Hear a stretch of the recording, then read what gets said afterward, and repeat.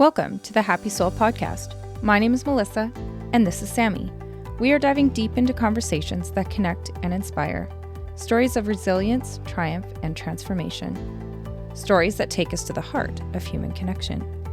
Please note that opinions of our guests do not necessarily reflect those of this podcast.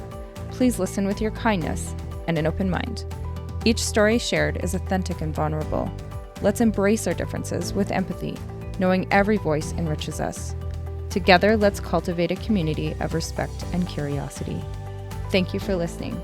Now sit back, relax, and prepare to be inspired. Welcome to the Happy Soul Podcast, everybody. Today I am here with Scooter, otherwise known as Jonathan Scooter Clark. He runs the company Replant, and I'm honestly over the moon excited to have him here on the podcast today and to share him with you. He does tree planting across Canada. If you go and read about his bio, he's also a DJ and an author, which is pretty interesting to know. Honestly, I fell in love with this company probably about a year and a half ago. And obviously I didn't reach out to you till a couple weeks ago, but I just love so much when you go on your website. Number one, it's incredibly user friendly and just friendly in general. It's not like your average corporate website. And I know you've written that in there that was part of your plan. And I love that about it. And I didn't realize that until today. But what I also really love about it is my husband and I, how we found you was we've tried to figure out ways that we can do to carbon offsetting or planting trees. And there's lots of options out there, but I find many of them are not local, which is a big one. And two, you have to be donating tens of thousands of dollars to be able to put into them. And I'm like, well, that's not me. I have a couple hundred every once in a while. And Replant has that option. You have both. You work with big corporations and you allow the little guy who just wants to plant a couple of trees every once in a while and help out to give back. And I really, really love that about your company and your website. And obviously I'm just learning about you, but that was the thing that stood out to me for your company. I want to ask you right off the bat, Scooter, welcome to the podcast. What is the biggest thing on your heart for keeping Replant going? Well, I think it's a bit of a long story, and maybe I should start out and just take a minute or so and give some background. Yeah. So when I started planting, it was quite a long time ago. It was about 35 years ago now. And so it turned out to be a summer job at the very beginning. And so I was from Canada's East Coast, from Nova Scotia, but going to school in New Brunswick. And I saw some notices on the job board at the university about this tree planting adventure, where you'd go out tree planting out in British Columbia. And so I thought, well, that sounds kind of interesting, sounds kind of fun, and sounds like it's probably kind of good for the planet. So I took it. And so for the first several years, it was basically just a summer job while I was a university student. But I came to really appreciate it and enjoy it. And so I just kept doing it for years and years and years. And so probably about maybe 5, 6 years into it, I started having a lot of people asking questions about what I was doing. And originally, it was the 1990s, so we were still writing handwritten letters to people. And I was taking photographs, but I was sending them literal paper photographs. And I knew a little bit about the internet, maybe more so than most people at that point. And I thought, well, maybe I should just design a website and share my stuff that way. Ultimately, it would be easier. So it was partly born out of laziness, but partly also trying to embrace these new technologies. And so I set up Replant in, I think, 1998. And originally I was assuming that I might get a couple dozen visitors maybe every month, maybe 40, 50 people a year would look at it. My friends, basically. And what I didn't expect was that my friends would say, hey, I'm going to share this with someone else that I think would appreciate the sense of humor and some of the photos and stuff like that. And so all of a sudden it started growing very, very quickly. And it was probably the right time of the World Wide Web to be doing this sort of stuff. There weren't nearly the same number of websites out there that there is today. And anyway, it just kept growing. And so replant.ca is basically just a website which was designed to be educational. At first it was sharing some fun stuff with friends, but then I started thinking, well, let's make this a little bit more professional and try and share some knowledge. And it became useful for other people that wanted to start tree planting. They get a bit of an idea what they're getting themselves into and so on. And so it just kept growing and growing. And so that's the whole focus today of replant.ca is basically just an educational website. No sponsors, just content to be helpful, useful to people. Now, the whole time I was still planting, of course, every spring, summer, and probably about 10 years ago, I started getting a lot of emails from people saying, "Hey, I'd like to contribute and have you plant some more trees." And at the beginning, I was saying, "Well, thank you. That's wonderful that you want to do this, but that's not really what we do." At the time, we were just doing commercial and industrial work. It was still a summer job. Oh, let me tell you back when I was just 19. I headed north for my first year of tree planting. I was spoon-fed stories by an older friend. I licked my lips as I prepared to spend the next 9 weeks getting rich off of 8-cent trees. 'Cause I thought that I was guaranteed by mid-July to be rolling in the green. And so after a few years of that, I thought, well, I like doing charitable work. What if we could actually do this? What if we could start planting trees that are designed solely for being good for the environment, not part of the logging cycle, not part of the post-harvest process? Um, anyway, so these people that were reaching out to me kind of motivated me to get that going. And so it was a couple years before I actually started bringing it to fruition.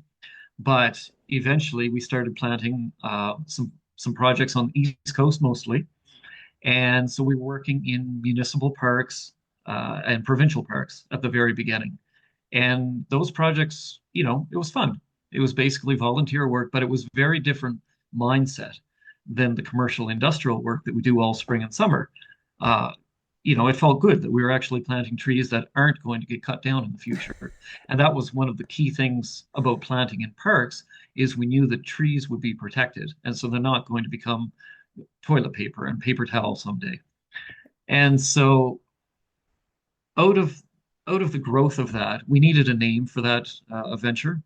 And we thought, well, let's capitalize on the well-known brand name of replant.ca, and we'll call our environmental planting organization, we'll call it replant.ca environmental.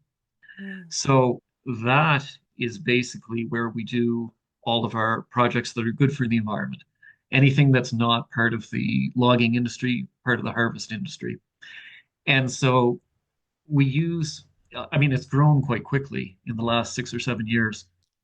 And at the beginning, it was just myself and a couple of friends that did it. Well, now it's still myself and a bunch of friends, but it's more friends now because we are planting quite a few trees.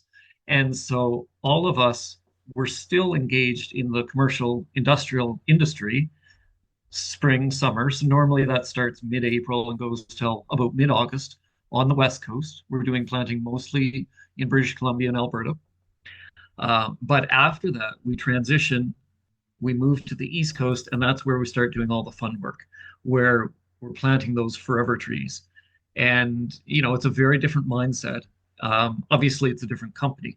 When we're doing the work out west, that's actually for another corporate, a company that I've worked for 3 decades. Good company for sure, but it's a different type of work. It's a job. Whereas the environmental work that we do now is a it's a fun project. So that's kind of where the name came from and what the distinction is between the work that we do, kind of our career work to pay the bills for spring, summer, and then the transition into the stuff that's good for the environment in the fall. Okay, interesting. Thank you for sharing that. I was going to ask you more questions about that. That's because when I was reading the website, obviously it talks about how, yeah, you do work for corporate and then there's the extra, but I didn't understand the significant difference as much as you just explained it. So Yeah. that's really incredible. So I was reading on there that to date you've overseen, well, this was August 2024, overseen 147 million trees being planted. Is that corporate and replant environmental, or would they be separate? What are those That's numbers? that's just the corporate side. And Okay. that is going back to, I guess, the early 1990s. Now, obviously, the numbers are very different. It's smaller numbers in the environmental projects. It's growing quickly. But in a typical year, on the West Coast, when we're doing commercial work, we're working with a fairly large group of planters, like 60 to 70 people in a remote bush camp. And so we're planting 5 or 6 million trees every year doing that. The only drawback is, of course, it's part of the harvest cycle. And and I shouldn't say that's a drawback. I mean, yes, some people can become cynical doing that kind of work because you think, well, all we're doing is perpetuating the logging cycle. We're just making it easier for them to cut trees again in the future. But I like to look at it with a little bit more optimism and think, well, people could be cutting down these trees for logging purposes anyway and not planting replacement trees, and that would be terrible. So, yes, there's some cynicism among some people, but there's also a lot of good stuff happening in that sense. Yeah. But in terms of the environmental work, we started out very small. We started doing, I think we did 26,000 trees our first year. And the next year we jumped to 42, 44,000 trees. Well, this year we're doing just under 1 million. And almost all of those are going into basically national parks, provincial parks, municipal parks. So the growth trajectory has been phenomenal. It's still Okay. not at the same level as the commercial work, but it feels so much better. It's incredible. That's incredible. 1 million. I did not think you were going to say a number that high of 1 million this year. Like that's, especially knowing, like you said, that they're forever trees. They're not to perpetuate the logging. That's beautiful. And like you said, like you can't, yes, it sucks that those trees that you're planting are going to be just cut back down, but is it better to just not plant any? Like that's, yeah, it's incredible. It's interesting. I always thought about tree planting when I was younger. I never did it, but I always thought, man, that'd be really cool to do. But I was reading your website today talking about how hard it is and how much, like, how hard the work is. And the first years or two is like really hard, and you're not going to see a lot of reward, and you have to invest longer to be able to see more reward. And I really liked that piece of your website talking about that because it was just so honest about what someone could expect if they were going into that kind of work. And I feel you don't see that very often. It can be very any kind of work can be romanticized, right? Like where you're making it sound, oh, you're going to be planting trees, you're doing this great thing for the environment, and leaving out like it's physical labor and it's hard work. Yeah, Yeah, so that's absolutely. incredible. That's There was some stuff in the 1990s. CBC used to talk about planting fairly often, and I remember there was an article at one point where they said that Manpower Canada, which I don't know what that department's called nowadays, but it used to be called Manpower Canada, and at the time they said that tree planting was supposed to be the hardest job in Canada when taking both the physical and the I guess the mental, emotional, intellectual challenges into account. Living in the bush, dealing with not being home in civilization, but also just the very, very physical aspects of it. Sunlight soaks through the tent every morning at dawn. Another blur morning to force my brain on. Seems every day a bit more tired than the last. I whip myself like a workhorse, 'cause soon it will pass. My time's running fast. Rocky Bottom Street. Clear water flows when summer is high. Everything grows, everything. And so, it's always been a tough job. And so you're right.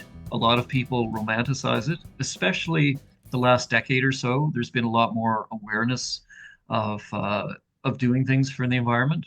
And I'll loop back to that in a second. But I think a lot of people don't realize how difficult the job can be. And so it would be a disservice, I think, if we just told everyone, hey, it's great, come on out and do it. I think it's better that we try to outline honestly the challenges involved. And you don't want to, like from the perspective of the commercial side of things, you don't want to be giving employees false hopes, looking through rose-colored glasses and have them come out, and then all of a sudden they realize, oh, this is not what I was expecting, and have them leave. Like that's not good for the people. They invested lots of time in starting to learn. They invest lots of money in equipment and in getting to a job site. And they've probably also put in the opportunity costs like of turning down other jobs they could have done. So we don't like to see that. So that's one of the benefits of the Replant website is to give them a good insight of what is really, really involved in the work. So Yeah.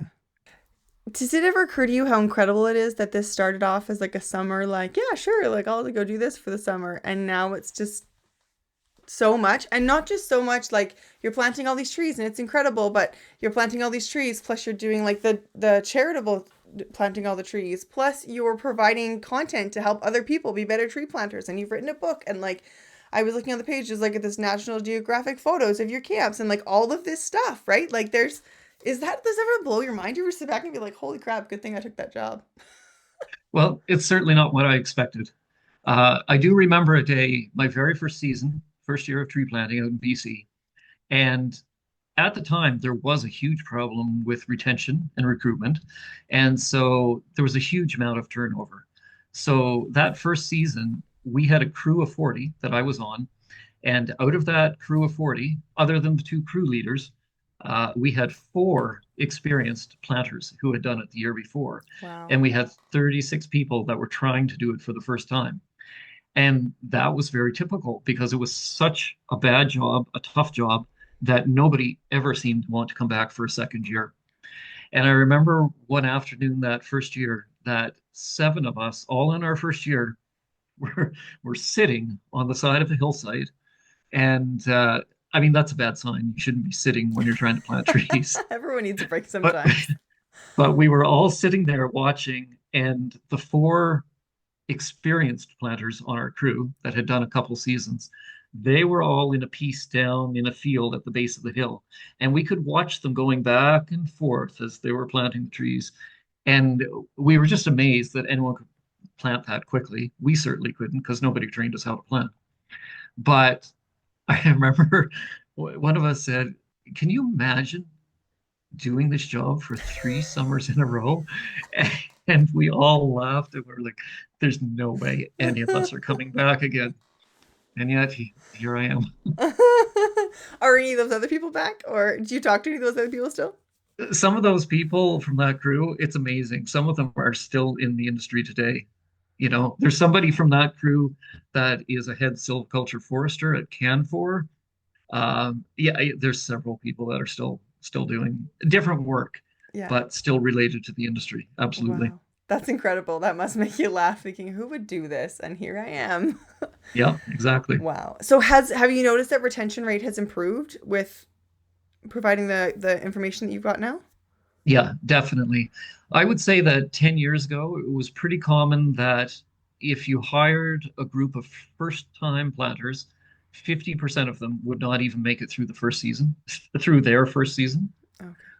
Now the dropout rate in my camps is probably averaging 6 to 7%. And so, a lot more people are surviving that first season, and a lot of them are coming back for multiple seasons. So, I mean, certainly it's maybe my training has helped a little bit. I'd like to hope so. And I think the industry conditions have improved quite a bit too. The camps, we live in remote bush camps, and so everyone is living in their own tents. We have some common areas, kitchen trailers, first aid facilities, mess tents, shower trailers, things like that. And all of that equipment provided by the professional companies has gotten a lot better than it was even a decade ago. There's been huge changes. We never used to be able to have cell service anywhere. Well, that's improving anywhere, and that's not the planting companies. That's just the way society is moving. A few years ago, we wouldn't have ever guessed that we could have internet in camps, and now we've got satellite internet. So, certainly conditions are getting more amenable, and I think that's also helping people. Yeah. And I think I said earlier that I sort of double back to something with the environmental awareness. I'm beaten and bruised, I'm feeling lost. I confused, my head is spinning round and round from putting trees into the ground. Find the time to call out to somebody. I once thought I knew the grass is growing green, but I'm a special shade of blue. And the fallen trees keep reminding me that all great things come to an end. And the howling breeze that puts most at ease. Who'd have thought it would drive me mad? So I would say there was a big jump in societal awareness, probably around 2014 to 2017. Okay. And part of it in the early years was just the advent of social media. So it wasn't just the Replant website that was sharing all these images and stories. It was everybody. Every planter in the industry would talk about it. They would either brag about it or they would say it was they would tell horror stories. But no matter what, the information started getting out from thousands of people instead of from one website. And so, photos everywhere. So awareness started to blossom with social media, but also the California wildfires. And I forget what was actually the bad year. I think it was 2016. I think it was the year before the bad fires in British Columbia, which was 2017 and 2018. Okay. But certainly that brought a lot of attention to all the trees that were being burned everywhere. Australia, around the same time, had very bad wildfires also. And so just a lot of people started thinking, what can we do to offset this? And then a lot of people started thinking, oh, there's tree planting. And so at the same time, I noticed, uh, obviously, we hire a fair number of university students and college students, not exclusively, but a lot of people doing that are looking for a summer job. And obviously, we get to know all these people and what they're taking. So, we have people in physics, we have physiotherapists, we have people in art, sciences, math, history, whatever. 10 years ago, hearing someone saying that they were in environmental studies was unheard of. You didn't even know what it was. And nowadays, I bet that 30 to 40% of the people that apply for summer jobs now mention that they're in environmental studies programs. So huge difference in the mindset of today's college and university age students. Yeah. And Wow. that's great. Yeah, yeah, absolutely. There's a lot of people who are trying to do that because we all know we need to do better in that area. So that's pretty cool that they're getting jobs in that kind of work to see what's happening with the tree planting and everything when they're planning to work in environmental studies, hey? Yep. Yeah. Fantastic. That's so I want to circle back to my original question before when you were telling the story of like what is it right now for you or what has kept you going all these years? Like what is in your heart as to why like you're like, "Oh, let's grow, replant, let's do better." Like where does that come from your heart? Out of the basic like yes, we're planting trees, but what is important in that for you personally? Well, I think as much as people say the planting is difficult, sure, it is for the first few years. But like anything else, with practice, you get better at it. And so people that have planted for, say, 5, 6, 7 years, it's not even physically that hard anymore because your body starts to understand the best way to move. I don't know if it's muscle memory, if it's purely mental, but your body just knows how to do the work more efficiently. And so it becomes physically easier to be a planter. And because of that, it becomes more enjoyable. And so a lot of people that have planted for quite a few years, they find it fun. And someone in first year, especially 2 weeks into their first season, rarely equates tree planting with being fun. They they usually think, what have I gotten myself into? And I usually have to tell people like, you're gonna hate it. You're gonna hate me for hiring you. You're gonna hate the job. You're gonna hate waking up every morning. Just give it 30 days until it starts to click. It starts to feel good. You feel like you know what you're doing. After that point, you're not going to quit. So all you have to do is promise yourself you're going to make it through 30 days. And so planting gets easier and easier over time and becomes more fun. And so at this point, that's a big part of replant is that it's enjoyable. And I mean that in multiple ways. I mean, physically, it's fun. It's good exercise. I don't have to pay for a gym membership because I can go out planting. But mentally, it's also good because I know I'm doing something good and it's something I enjoy. And do you find when you're out planting on the East Coast and you're planting like the replant environmental trees that you were kind of alluding to this earlier, that it's just there's a different feeling to it, but what is that different feeling from planting those trees versus planting? I would say that, what I think of when I am planting, it's just, well, it's just no, it's nice knowing every single tree may be there a century.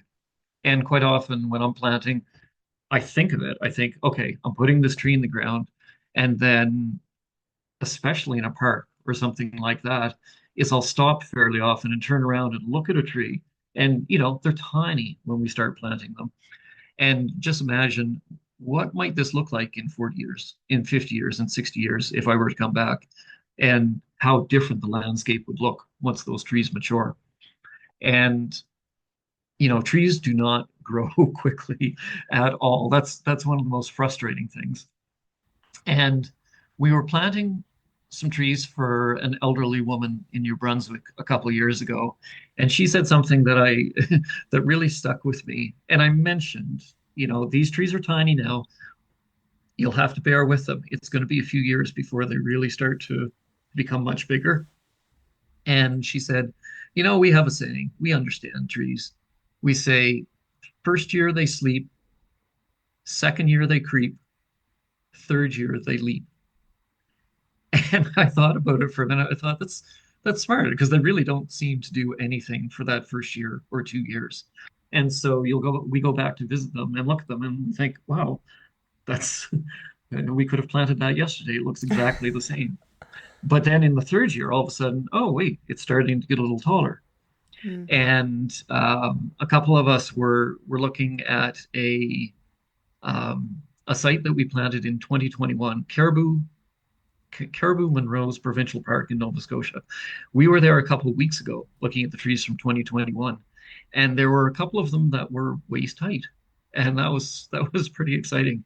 And they'll grow faster and faster. So I think getting to go back and visit those places is going to become more and more enjoyable as time passes and they get bigger and bigger. And that's the nice thing about the provincial parks. It's so easy to go back and find them. Yeah. While living way over in Montreal, I was drinking way too much alcohol. Made some friends and shared an address, and they said, you wanna join us for summer out west doing tree planting? Tree planting. My back still aches when I think of that thing. Said you want to put 10 cents a tree, and when you move camps you have to work for free. They said there's no access to the internet, but you might get hooked smoking cigarettes at tree planting. Tree planting. My back still aches when I think of that thing.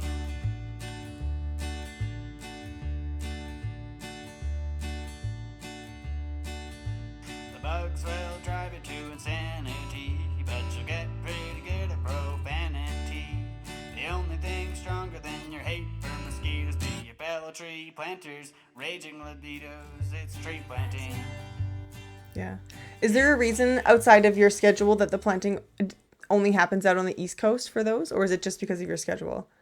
It's mostly because of the schedule. The other thing that's interesting though is there's not a whole lot of planting in the fall on the West Coast, and it has to do with the climate, the ecosystem. And so on the West Coast, there's not as much moisture. And if you try to plant in the fall, the ground gets quite hard baked, very dry, very compact, and the trees don't do as well because the roots are, they kind of need to spread out and establish. Mm-hmm. And when the ground is that compact, the survival rates are not that great. And over the winter, obviously, the freeze thaw cycle kind of the ground expands and contracts a little bit, breaks up, and so it's very soft again in the spring. Um, But yeah, that's why most of the planting in BC, especially, uh, almost all of it's done by the end of June because it dries up and hardens up faster than Alberta. Wow. Alberta goes a little bit longer. Quite often we're planting into mid to late August. But the East Coast, the humidity is just so much different. And you can plant into, we plant into November sometimes. And obviously, we have milder winters when we're close to the water. A little bit like maybe being on Vancouver Island, definitely not quite that nice, colder, because the wind is usually coming west east across Canada or across North America. So in the winter, we get some pretty cold winds still, but even so, there's enough uh, humidity and tempering, I guess, of the climate that our winters are definitely milder on the East Coast. And yeah, it just doesn't compact the ground in the fall the same way that it does on the West Coast. And Interesting. I guess the other thing too is that anyone who visits the Maritimes in the fall, late summer or fall, who's from the West Coast, one of the first things they normally comment is, wow, it's humid here. And it's just like that all the time.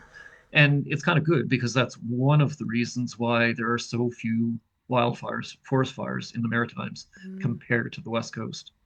That So, never even occurred to me, but you're absolutely right. Yeah, that never even yeah, occurred to me. Interesting. I would have never thought the ground being drier. Obviously, it makes sense when you say it, but it just wouldn't have occurred to me. But yeah, so you basically start the year off coming out to the west and then slowly work your way back over to the east coast for the exactly. planting. Yep. And I should say that in BC, there is quite a bit of fall planting on Vancouver Island. But again, it's humidity. Obviously, Hmm. Vancouver Island gets soaked constantly. So, yeah, Yeah, makes a yeah. big difference. It was interesting for me talk. Actually, I want to ask you this question before I say this. As a new planter, how many trees per day approximately would a new planter plant? And how many trees per day could an experienced planter plant? I would say, I mean, it obviously depends significantly upon the ground we're working in, how steep it is, what the soil is like, sandy, loamy, clay, rocky. Depends on the slash load, all sorts of things like that, how much other vegetation. But on average, I would say a first time planter, their first 3 or 4 days, they're planting maybe 200 to 500 trees a day. By the time they're 2 weeks into the season, they're hopefully planting 1,100, 1,400 trees per day. And by the end of their first season, they're hopefully planting over 2,000 trees a day. That's And so for an experienced planter, even if the previous year was their first year, at the end of the summer, they've reached that 2,000 to 2,500 tree a day goal. And so when they come back after their first winter off, I guess you would call it.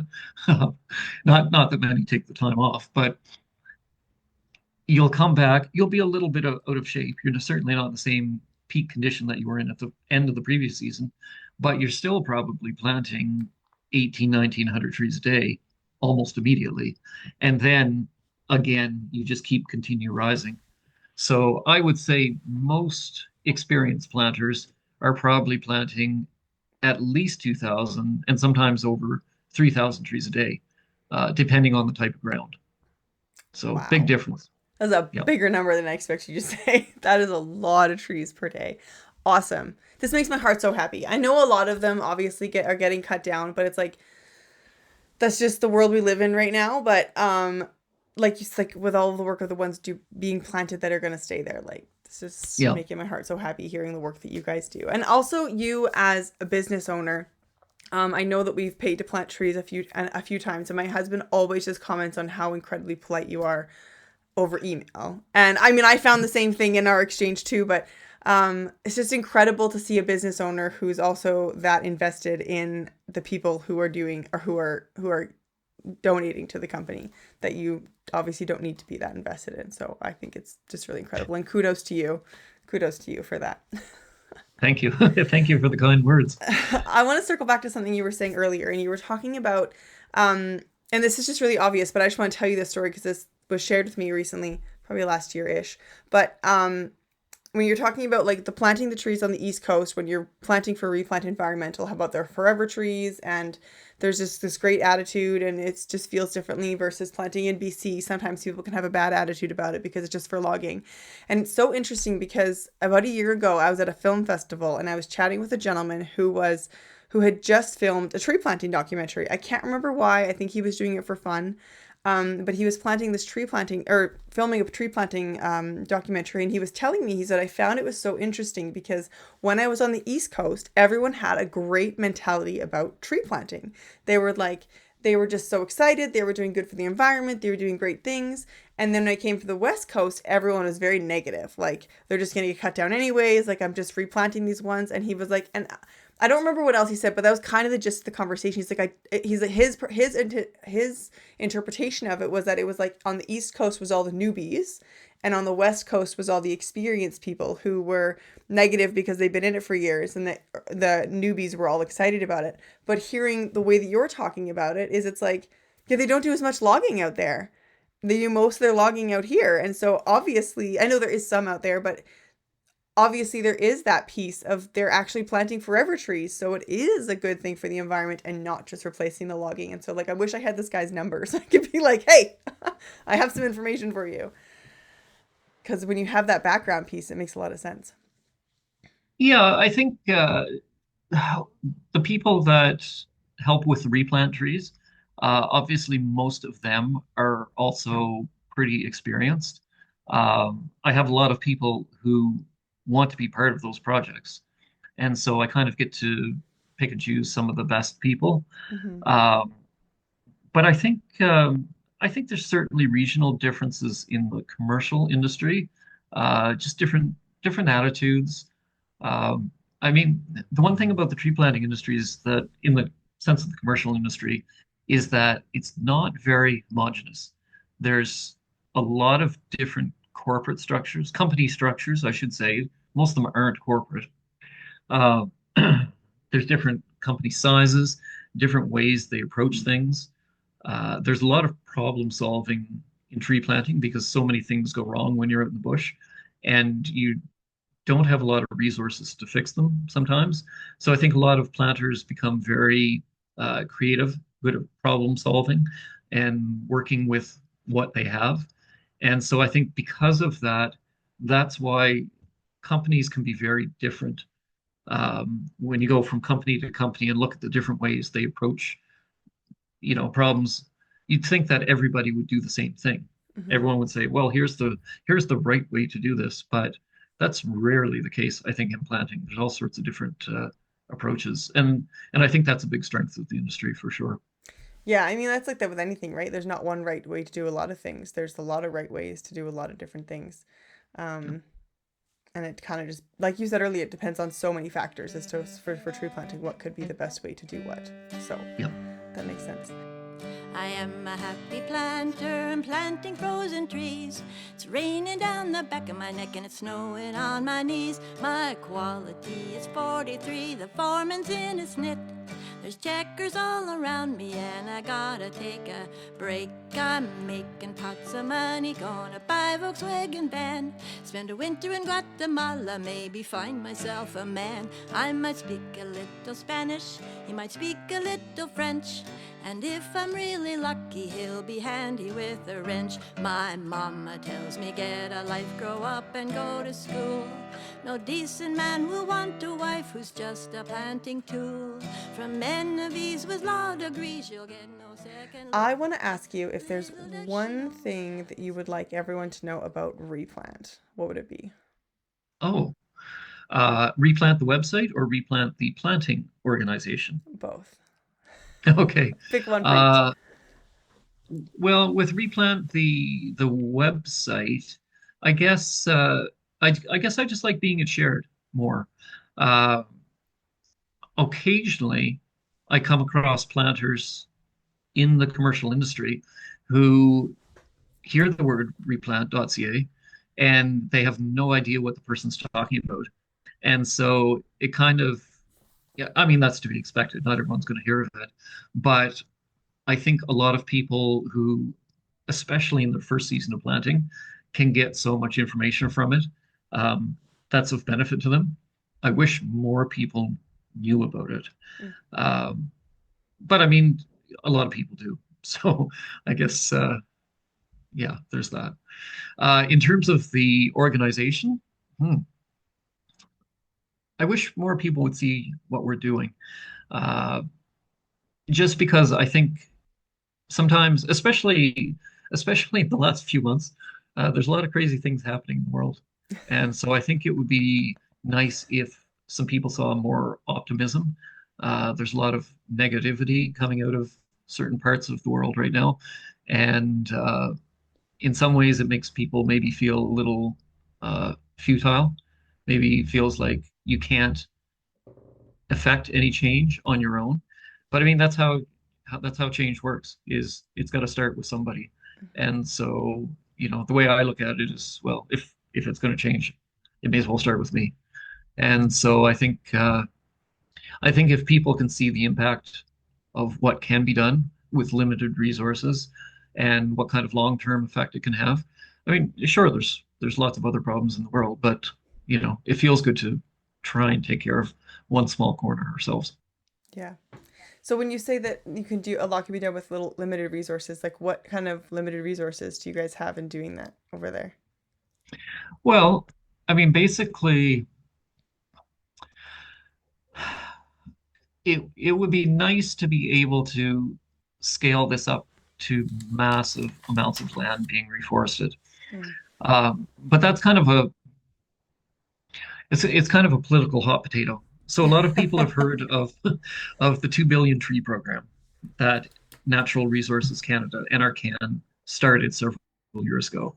A federal government initiative, and some people look at it in a very positive way because trees are getting planted. Some people look at it in a very negative way because it's taken a while to ramp up and they're not at the numbers they had hoped to be at yet. Now, there's reasons for that. Obviously, you can't just decide to plant a tree planting project and go out there the next week. A lot of people don't realize, well, where do the trees come from? Someone Yeah. has to grow them. And so when we're ordering trees for our projects, we're doing it at least a year out, 12 to 18 months out, uh, ideally, because not only do we have to figure out what trees and how many are going into our projects, we have to let the nursery know. And the nursery has specific times a year that they sow trees. So a lot of them get sown in March, April, and they grow throughout the summer. And so when we plant in the fall, we're typically planting trees that are wide awake and alive because they've been growing for the last several months. Well, if you start thinking about it, wait a second, most of the tree planting in Canada happens from April to August. Those trees obviously haven't had time to grow yet. Did they sow them in December, January? No, it's too cold. And so a lot of trees get sown and grown over the summer, but then they get, it's called lifted, basically picked out of the trays, packed into boxes, and they're actually frozen to emulate Mother Nature. They're frozen over the winter, giant freezers, warehouses, freezers. And then in the spring, when it's almost time to start planting in April, it's the logistics are insane. But basically, the foresters start submitting thaw requests to the cold storage facilities and to the nurseries, and the different types of trees, different species, different seed lots, progeny, they start getting pulled out of the freezers at various dates, and then it takes a couple weeks for them to thaw out naturally inside their boxes. Then they get shipped to the field, then they get planted. So those trees, they're called overwintered because they're basically frozen. But it's no different than being out in the woods. Once they're planted, the same thing happens. They freeze each winter individually instead of inside of boxes. But um, and I kind of forget where I'm going with this, but I guess the point was that the trees that replant is doing, those never get frozen, so they don't become dormant before they're planted. They're called hot lifted because they're lifted while they're still alive, and they're expected to be transplanted immediately or within a week or so. Um, so because that whole process is so complicated, that's part of the reason why NRCan and the 2 billion trees is a little bit behind. It takes a couple of years to scale up big projects. Yeah. But looking at the bigger picture, with tree planting, there's the triad of problems that needs to be solved. You need to have the seedling supply, and that kind of goes back to the seed supply, because obviously people are employed to go out and harvest cones, pine cones, spruce cones, etc. So that whole seedling supply chain, getting the seeds to the nurseries, then growing the trees, that's one big part of the problem, one of the three. The second is the labor force, and that's an easy one for me to solve because we've got access to our professional planters to help with our projects. And the third part is land. And so, as much as we think of Canada as being a huge, huge country and all kinds of land to be planted, it's actually kind of tricky to find the right places to plant trees. There's certainly land that could be afforested, turned into forests that are not currently forests, like fallow fields, old pastures, stuff like that. There's certainly a lot of ground that can be reforested, not necessarily thinking post-harvest, but because of damage from the big things in nature that destroy trees: insects, wildfires, storms, wind. And so on the East Coast, we have a lot of hurricanes. On the West Coast, they have a lot of wildfires. On both coasts, we have insects. And so certainly there's land that needs to be reforested because of those damages. And there is some land that's available that is not currently growing trees. But a lot of people are finding now that that's the hardest part of the equation to solve. Where are we going to plant the trees? I could easily scale replant to plant 10 million trees a year right now. But the trick is, where would we plant them? The provincial parks can only hold so much. The national parks can only hold so much. And so we have to look at the bigger picture down the road. It's a tough one. It's something I've had to think about for the last several years. And it seems we always find enough ground that needs trees, that will benefit from trees for the following year. But I am looking to a future when that starts getting really hard. So, yeah. But that's a good thing, maybe, because if we're at that point where it's hard to find places to put trees, then maybe we've been really successful for a number of years. That's the good way of looking at it. There's two ways, right? There's the good way of like, we've actually just filled up all the land that can have trees, so that's great. We're out of business, and for a good reason. But there's the other piece that's like, well, if people are just taking up land that actually could be planted on because we can't, because of our urban sprawl, right? Or giant farms or whatever it may be, right? We're taking up land and it's like, you think about those people who, like, I remember hearing a story about people, I think I don't remember where, somewhere in South Africa, and there was this deserted land that had been oh my gosh, all the trees have been cut down at one point in time, and every year for like 20 years they planted a tree, and then like 40 years later they had like a lot of trees. Not every year, I think it was every day for 20 years they planted a tree, and then 40 years later they had this huge forest in their backyard, and it was because it had been forested area, like it was all cut down, and then they planted it back on their own free will. And I feel like you can't just do that. I can't just go, Melissa and I were talking about that, like, we should go plant a tree. It's like, well, now we have to figure out where we can plant a tree and where to get the tree from, where are we actually allowed to go plant a tree that's going to be allowed to grow where it needs to grow. And so there's, on a small scale and on a huge scale, there's a lot of other red tape and different things you have to figure out to do that, I'm sure. So, yeah, I get a lot of emails from people asking those very questions. They say, we'd like to go plant some trees somewhere, but we're not sure where we can do it. Do you have any advice? So, and it's a tough one. The crown lands, should you go out and just plant trees guerrilla style on crown lands? Well, probably not. I know some people do it, but I'm not advising that. There's also no guarantee it's going to survive out there, depending on how young you're planting it, right? Like all the animals that are going to come eat it or do whatever they're going to do. There's people that are going to come drive their quads over it, or when you're out on Crown land like that. The cold wind blows and the quad won't start. Work to the bone and fall apart. And the rooster crows with a joke and a grin. Life is sweet when you share it with friends.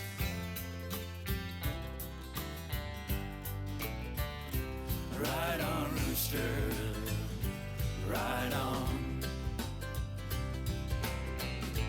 Lend us some energy so we can last the whole night long. Ride on, ride on, ride on.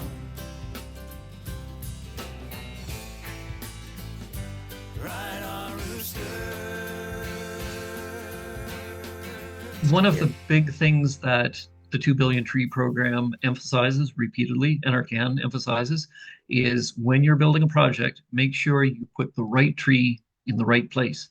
Because there's a couple hundred different native trees throughout Canada, but not all of those trees are native to every part of Canada.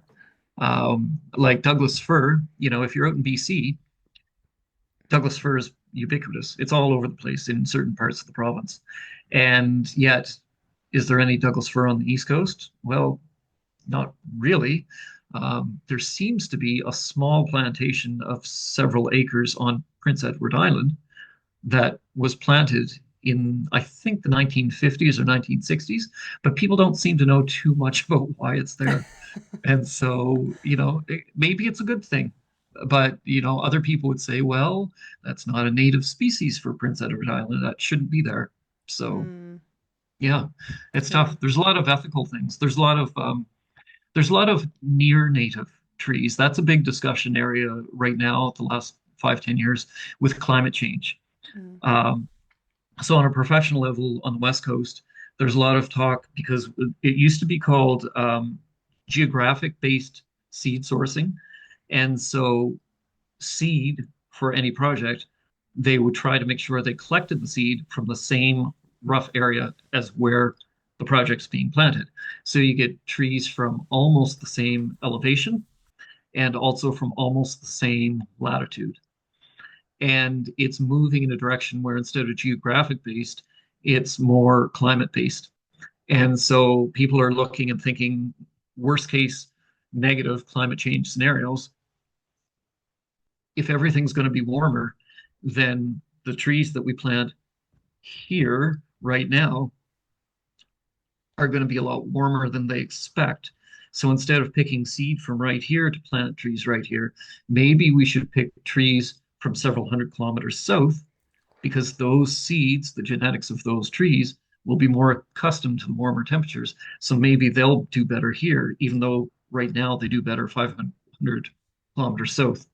So Interesting.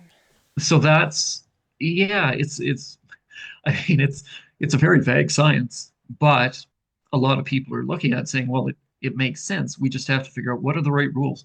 What's the best way to do this? And so I think that's where the near native designation comes in. It's stuff like, what's a good example? Maybe black walnut. Black walnut does not grow in New Brunswick naturally, but it can. And it grows below New Brunswick in the States. Well, if the climate change is making the temperatures warm up, creeping north, well, maybe all of a sudden black walnut is going to be quite easily grown in New Brunswick in another few decades. So do we have to plan for that? Maybe that's not the best example of near native. Maybe a better example would be something that already exists in Canada, and maybe one area is just a couple hundred or even a couple dozen kilometers outside of its natural range. So you pull something from just outside the range and move it just a little bit. Yeah. So it's native and it's nearby. I guess that's where the term came from. Wow, that's like a whole other level of stuff I didn't consider thinking about. Yeah, again, once you say it, it makes perfect sense. But it's like also like bringing firewood from one place to another is very much against the law. So how do you help plants grow if it's going to change without damaging the land that's there because it's not used to that type of plant being there is probably a whole other piece of it too. That's like hard to take into consideration. Yeah. Yeah, I mean, a lot of people are worried about the firewood moving because of the insects that are kind of like in the bark and stuff like that. Totally. Well, it's the same concept with shifting a species, even though there's not physically any insects in it because you're planting little tiny seedlings that are going to grow. Hmm. They still may attract different insects. It may change the ecosystem. Um, like one thing that's bad right now on the East Coast, uh, climate based, is a little bug called hemlock woolly adelgid. It's shortened to HWA for short. And so basically, it's been eating hemlock trees in the northeastern US for decades, and it's been creeping north. And it first was discovered in Nova Scotia, I think in 2016 or maybe 2017, down on the southwestern part of the province, closest to the States, the warmest part of the province. Well, that that bug is basically moving its way through the province and killing hemlock trees. And so what there's so many things that you have to think about. Like, Hmm. should we be killing this bug? Or it's killing our trees, we should be killing it, but it's also the way that nature works. And if we do something to try to kill the bug, either by chemical means or ideally, maybe ideally introducing a natural predator of that bug, well, that natural predator could do something else bad. And so there's so many different repercussions. And Yeah. yeah. And so maybe the best thing to do is just let nature take its course and be prepared to start planting something else now to replace the hemlocks as they start dying. Yeah. Something And that doesn't so, get those bugs. yeah, and there's places like Victoria Park is a municipal park in Truro, Nova Scotia, and they have some beautiful hemlock stands, centuries old, and they're worried that those trees are all going to die in the next 10 to 15 years. And so they've asked us if we'd be willing to come in and plant some other species underneath them. And so we have. And so species that can be found in the park are found in the park, but species that maybe are going to do better based on climate change because they're also species that grow, well down into the states. And so ideally our trees start coming up. So if the hemlocks die, at least there's something already established there instead of starting from scratch. Yeah. Yeah. Holy smokes. There's so much to consider that you don't really think about. I dive in the forest, contemporary fat grass to set up a shelter alive. After I sleep dead, knowing I sit with you in the crew cab again.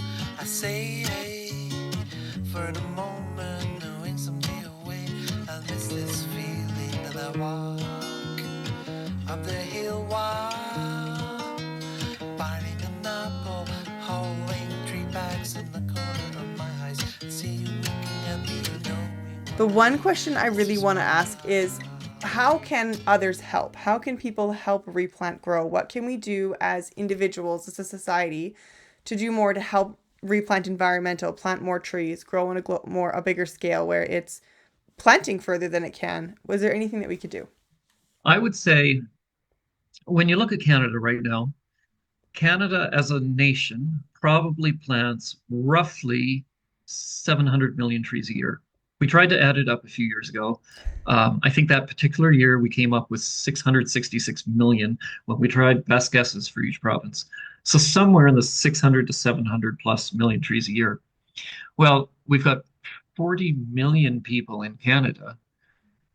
If every person could figure out a way to plant 20 trees, which doesn't sound like a lot, immediately that would double the amount of trees planted in Canada in a year.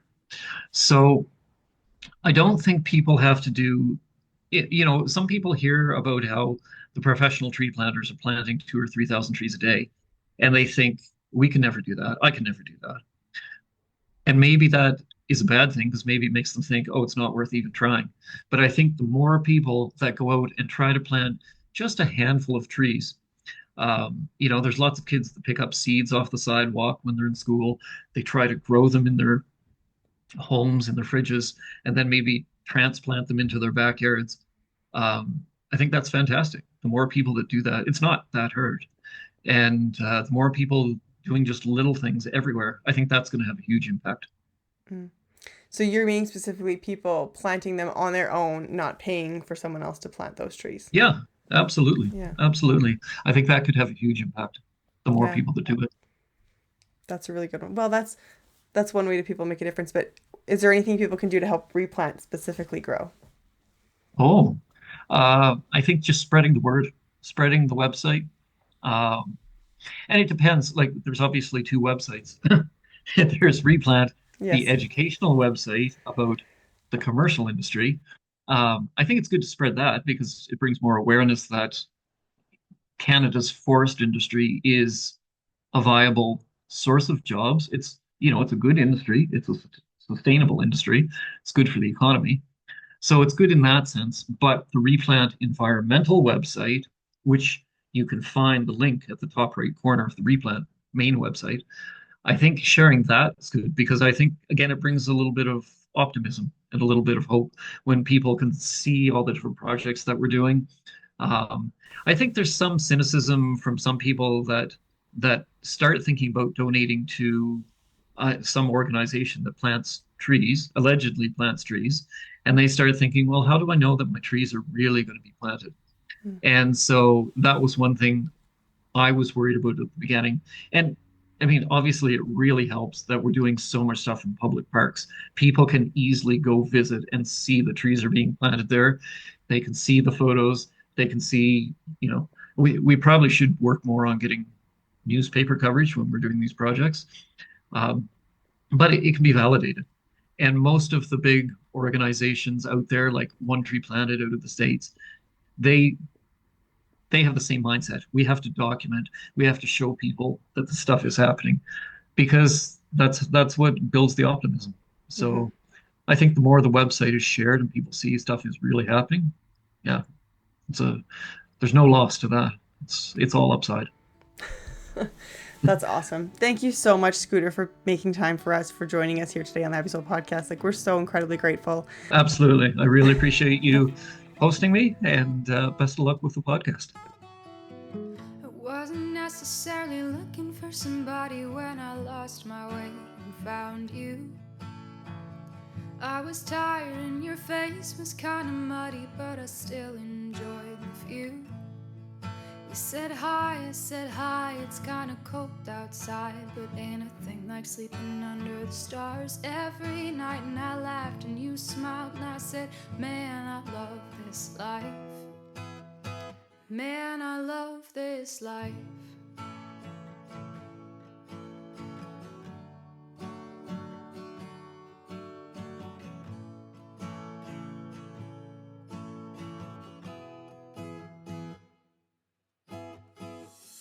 Didn't necessarily strike me as somebody who could plant so crazy fast, hopping all through the trenches like they're nothing good. God, I got so gassed.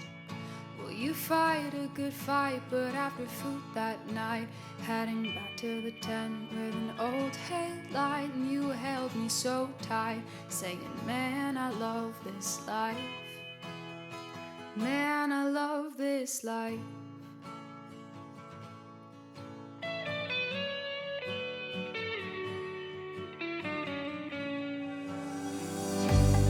Thank you so much for joining us today. We hope you enjoyed it as much as we did. To help support the growth of this podcast, please feel free to leave us a review, follow us on socials, or recommend us to your friends. Your support honestly means the world to us. With love, Sammy and Melissa.